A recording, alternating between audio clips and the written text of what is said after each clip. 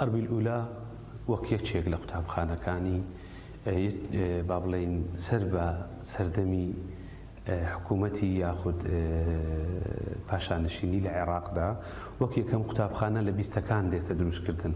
خۆی هەولێر پێشتریش قوتابخانەی هەبووە لە سەدەی 1970 قوتابخانەی هەبووە، قوتابخانەی ئاینی، بەڵام وەکو قوتابخانە لەسەر قەڵا بوو لە شاری هەولێر لە چەند خانوویەکی بچووکدا بووە.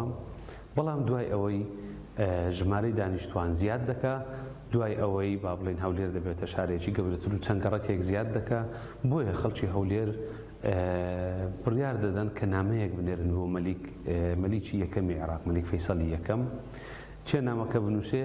ئەو پێکێرێکە لە دوامەوەیە ئەحمەد ناجی کەسایەتیەکی گەورەی شاری هەولێر ئەو نامەکە دەنووسێت. بە خۆشحاڵیەوە نامەکە وەڵام دەدرێتەوە، دوای ماوەیەک لەلایەن وەزارەتی مەعاریف هەبوو ئەو کاتە وەڵام دەدرێتەوە کە پێویستە هەولێر باڵەخانەیەکی هەبێت تایبەت بێ بە پەروەردە و فێرکردن وەکو یەکەم قوتابخانە. بۆیە هەرناوەکەشی لە خۆیەتی قوتابخانەی ئەربیل ئولا واتە یەکەمی هەولێر ئێرە پێشی ساڵی 28 با بڵێن ساڵانی 26ەوە بڕیار دەدرێت ئەو شوێنە بکرێتە قوتابخانە، چونکە لە هەر سێگەڕەکی هەولێر نزیک بووە. خانەقا بەرامبەرمان تعجیل لە دواوە لە پشتەوە، گەڕەکی عەرەبیش هەیە ئەو کاتە گەڕەکێکی بچووک بووە، لە قەڵاتیش نزیک بووە. بۆیە ئەم شوێنە تەرخان دەکەن و بڕیار دەدرێت ئێرە ببێتە یەکەم باڵەخانە بۆ یەکەم قوتابخانە لە شاری هەولێر. هەولێر لە کۆنەوە بۆ ناسراوە کە شاری پێکاتە جیاوازەکانە، شاری ئاین و ئاینزا جیاوازەکان بووە.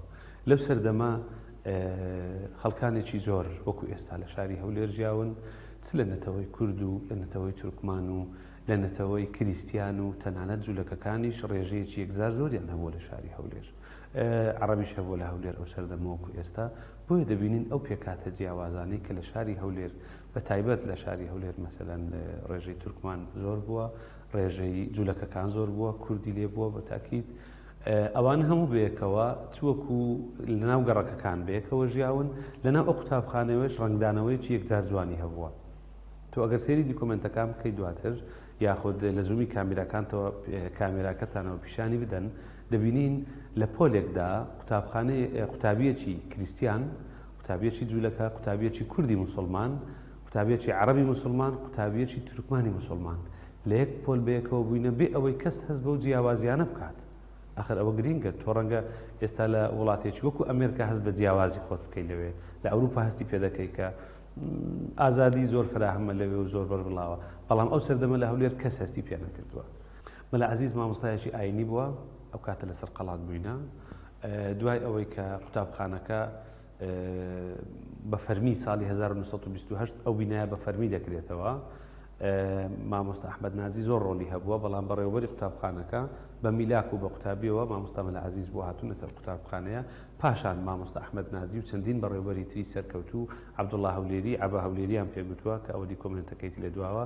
ئەوانە هەر هەموویان دەبن بە بەڕێوەبەری سەرکەوتوو لە قوتابخانەیە. پۆلێک مامۆستای زۆر سەرکەوتوو، نخبەیەکی زێڕین لە قوتابیان پێدەگەینن کە تا ئێستا کاریگەریان هەیە لەسەر ئەو شارە و لەسەر ڕەوتی پەروەردە.